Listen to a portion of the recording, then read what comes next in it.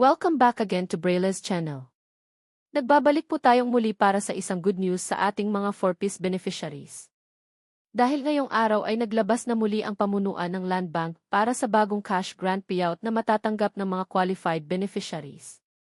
Kung sino-sino at saang region ang makakatanggap ay yan po ang ating ibabahagi ngayon, but before po tayo mag-start sa ating topic, kung bago ka pa lang sa aking channel, please do kindly subscribe, like and share na din sa ating mga kaibigan, kaanak o kapwa po natin 4-piece beneficiaries, at please do share na din sa ating mga social media accounts para mas marami pa ang makaalam. With no further ado, let's begin na po sa ating topic.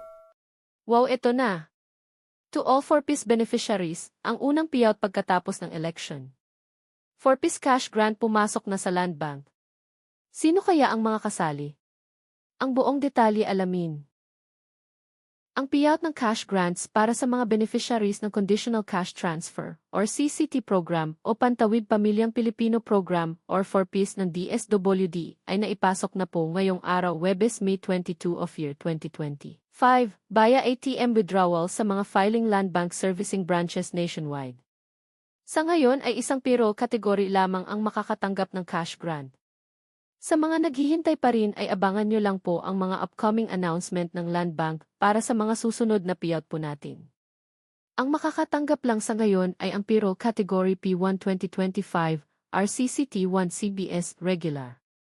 At ang mga region na kabilang sa makakatanggap nito ay ang Region 10 or Northern Mindanao, Region 11 or Southern Mindanao, Region 12 or Soxargen, Buong National Capital Region, Caraga Region, Autonomous Region in Muslim Mindanao or ARM, at ang Bangsamoro Autonomous Region in Muslim Mindanao or BARM.